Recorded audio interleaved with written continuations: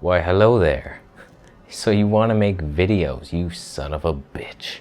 Why would you do that? In this video, I'm going to talk about the best camera to use. I'm going to teach you a little bit about cameras so you know which one to pick. I'm going to talk a little bit about external audio and what's the best system to use, and a little bit about how to find what kind of videos you should be making, how to find your purpose in life. That's all coming up.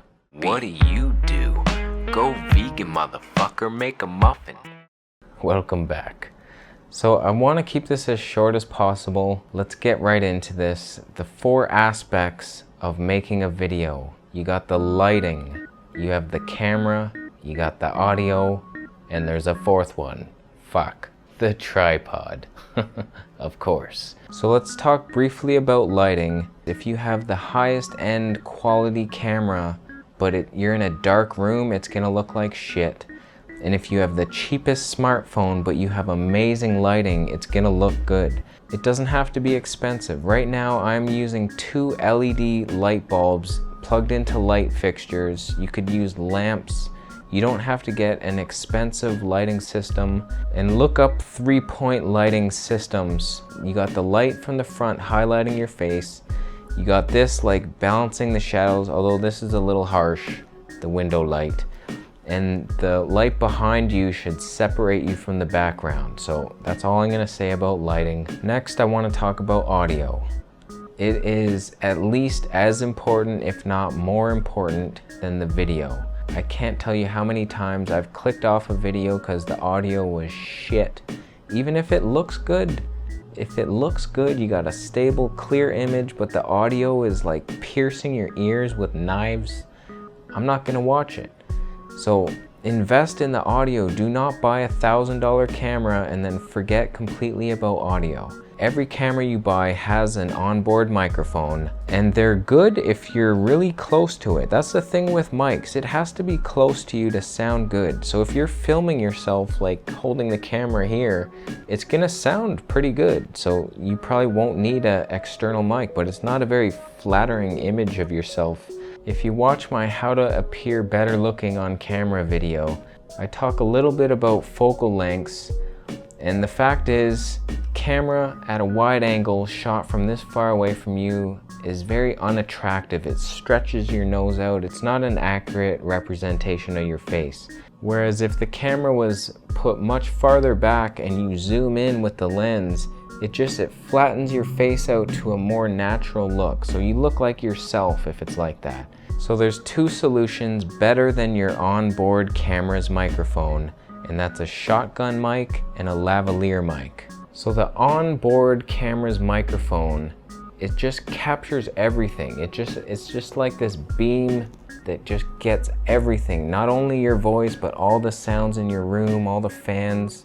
I should have turned this fan off. Whereas a shotgun mic, you plug it on, it sticks out, and it just directs the sound laser beam style at your voice, so it doesn't pick up all this ambient noise. The problem with that kind of microphone, so my camera right now is pretty far away from me, and if I was using a shotgun mic on this camera, it would not pick up my voice as good as the mic I'm using right now, no way. But it will work very well if the camera's pretty close to you. It works great for interview styles if you're talking to somebody like Vegan Gains does on the street, and you're pointing the camera at them, they're not too far away from you. A shotgun mic is gonna pick up their voice pretty good and limit the outside noise. You can see this video here with me and Bad Daddy Vegan. It was shot using his Sony RX10 camera, and it's shot with a Sony shotgun mic. So it sounds really good if you wanna go give that a listen. Casey and Jason actually rated my my wine collection. I collected vintage wines back then. And subscribe to Bad Daddy Vegan or I'll hunt you down with a fork.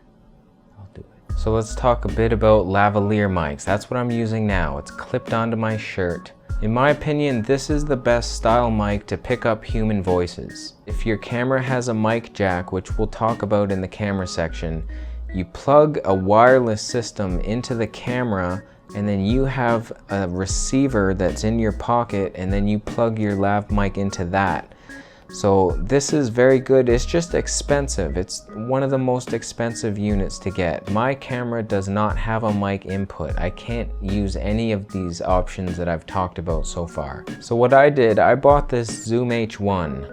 It's a microphone and it's fairly decent, but I mean, in order to use it, I would have to be holding it up to my face like this. Very awkward. The reason I got it though was to act as a recorder, and I plugged the mic into this and it's clipped onto my shirt. So I just stick this thing in my pocket and I'm good to go. I can go anywhere.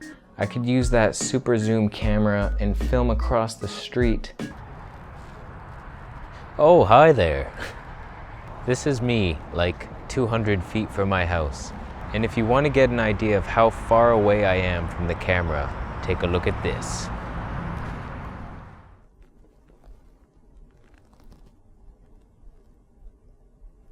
Boom.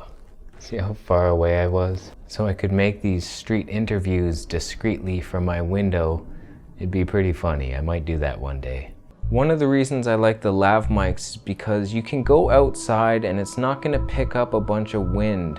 You can clip it on the inside of your shirt. That will block most of the wind, and then you can get good audio outdoors. I made a lot of festival videos and the audio is decent. It's just picking up my voice outdoors, whereas if you were using the camera, it would be a nightmare.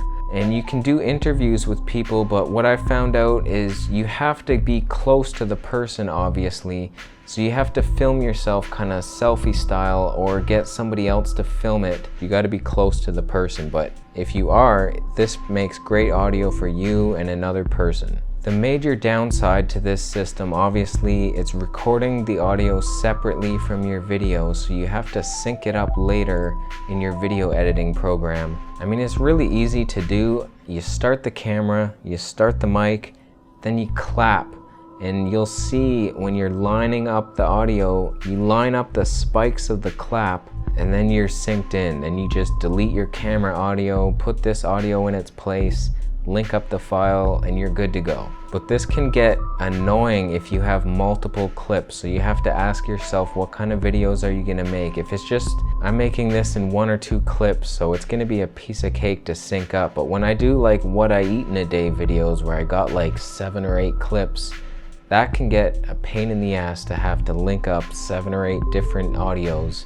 So if that sounds like a pain in the ass to you, you're gonna wanna buy a camera with a mic jack and get one of the systems I talked about earlier. And to add to that misery, the mic I use is the Mic J044, and it's a mono mic. It only records the left side of the audio. So if you want it to come out of both sides, you have to do another step, which is simple in itself. It's not hard. You just have to duplicate the left side onto the right side and then save the file. But it's just an extra step, and if that sounds like a pain in the ass to you, you got to get a stereo lavalier mic, not a mono mic.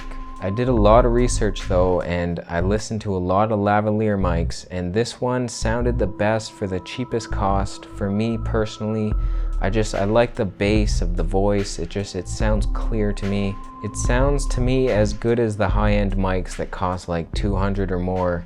It's like the steal of the century. So now I'm talking on my Blue Yeti microphone. So Yeti-like. Okay, here's the deal with cameras. Take a look at this chart. These are the various sensor sizes in cameras. The sensor is what records the image, and size matters. So the bigger sensor you get, the better your camera's gonna perform in low light, and the shallower depth of field you'll be able to create for that cinematic look with the blurry background. It's wonderful. Now, I don't know who came up with the confusing math to describe these sensors, but they should be thrown in prison and raped. So at the small end, you have your 1/2.3 inch sensor, and pretty much all smartphones and pocketable point-and-shoot cameras have this tiny sensor. They'll do okay in really good lighting, but if you want to record inside your house with just lamps and shit, these kind of cameras will give you fuzzy, grainy videos that won't be very appealing. But if it's all you got, it's good enough. Just get a tripod, because most smartphones don't have image stabilization, and no one wants to see your shaky ass videos filmed by Michael J. Fox. Love you, Mike. iPhone 6 is one of the best video cameras for a smartphone, and if you have one or a similar phone, there's no reason to get a point and shoot camera with the same sensor size. The only downside is you don't have that flip around screen, so you can't see yourself while filming, which is so helpful when you're framing your shot. And don't you even think about recording yourself with that crappy front facing camera. I'll hunt you down with a spoon this time. If you want to step up from the iPhone 6, you have to move up to the 1-inch sensor cameras. There's two worth mentioning, the Canon G7X, which is what I use, and the Sony RX100 Mark III or IV. All three of these cameras have amazing video quality, a flip around screen, and manual controls. Only the Sony RX100 Mark IV shoots in 4K, but no one wants to see every pimple on your face, and most computers can't even play 4K videos, so it's not something I would worry about at all. 1080p at 60 frames per second is more than adequate for pretty much anything you'd ever want to film. These cameras are all pocketable, and the G7X is the only one that has a touch screen, which can be fun for pulling focus and stuff. The G7X is also the cheapest option, with the Sony RX100 Mark IV being the most expensive.